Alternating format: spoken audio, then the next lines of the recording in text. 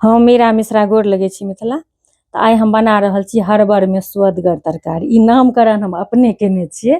तो हमरा कोनो प्लान नहीं छला वीडियो बनबे के, लेकिन अचानक भुजे काल में हमरा इच्छा भ गेल जे अहाँ सब ले बना ली वीडियो। तो देखियो जहिना आलू कटने छलिए नमहर नमहर तहिना प्याजो के टुकड़ा से अहाँ के कटने छलिए हँ। अहाँ आधा से दूटा प्याज बेसिए दियो, लेकिन कम नहीं, या बराबर बराबर द सकै छी। ओकरा फोरन द क और पहले कनी आलू के 2-4 बेर चला देने छलिए, ओकर बाद प्याज द क से ओकरा अहाँ के भूज देलिए। ओकर बाद मटर छिलके में द देलिए। ई कुकर में बनेबे, बस 10 मिनट में तरकारी बन जाय छै। अहाँ के जखन मोन कनी थाकल रहत या कतौ से आयल रहब, या हैत कि आब कम समय या कोना बनत, तै में हम एकरा बनबै छी। तै दुआरे हम अपने नामकरण केने छियै जे हरबर में स्वदगर तरकारी। बहुत सुंदर बन जाय छै। मटर नहियो रहै छै, दोसरो सीजन में हम और चीज सब द के बनबै छी। अगर अहाँ सब कहब, कमेंट करब त ओहो अहाँ सबके हम देखाए जहिया बनेबै। तो बस नून हरदि द के पहले भूज देने छी, तकर बाद धनी और मिरचाई के बुकनी और जे मसाला सब हम एकटा बना के रखने छी, 12 मसाला 13 स्वाद, 1 चम्मच ओहो हम दै छी कोनो तरकारी में। और टमाटर द देलिए एकटा काटि के, सबटा ओनाही सुखाले मसाला एमे द देलिए ये। एहि दुआरे जे अहाँ के प्याजो के टुकड़ा टुकड़ा छै और टमाटर जे देलिए त ओइ संगे भुजा जेतै। एकरा बढ़िया से एक हाथे हम कैमरा पकड़ने छी, तै दुआरे ओतेक छुनी हमर तेजी में नहीं चलि रहल अछि।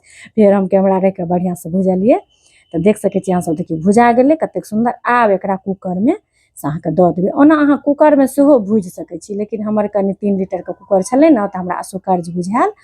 या कम सब्जी रहत त अहाँ छोटको कुकर में अहाँ भूज सकै छी। त जेना अहाँ सबके कम्फर्टेबल बुझाय भूजै में, त तेना भूज सकै छी। त हम लोहिए में भूज देलिए ये, और फेर अपन अहाँ के लोहिए में पानी गरम क के एमे द देलिए ये।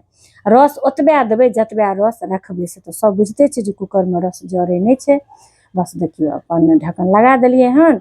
आ ओकर बाद अहाँ के से 1 सीटी बस लग गेलै आ कम क देलिए हँ। 2-3 मिनट के बाद अहाँ के एकरा से बंद क देलिए। जाबत एम्हर अहाँ चढ़ा के आटा सनब, ताबत एम्हर ई अहाँ के तरकारी तैयार भ जायत। तै दुआरे हम नाम एकर रखने छी। और एमे कोनो हम कश्मीरी मिर्च सब नहीं देलिए, कियाकि रात के बनेने छलिए एनाहिए। तो देख सकै छियै जे तै दुआरे रंग ओतेक नहीं अछि से जेना आन तरकारी के रहै। ओइमे ओ द देला से रंग भ जाय छै, और हमेशा ओ हम नहीं यूज करै छियै सब दिन, कियाकि ओ कोनो नीक चीज नहीं छियै। कहियो काल देलहुँ। ओकर बाद से अहाँ के भ गेलै तरकारी, धनिया पत्ता द देलिए। और बहुत सुंदर होइ छै। किच्छो संगे अहाँ खेबै त अहाँ सब एना बनबै छी कि नहीं बनबै छी से एकटा कमेंट जरूर करब।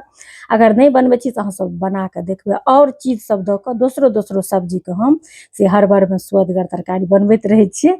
और ऊपर से 1 चम्मच घी द देलिए, तखन त और स्वाद भ जाय छै अहाँ के बहुत सुंदर।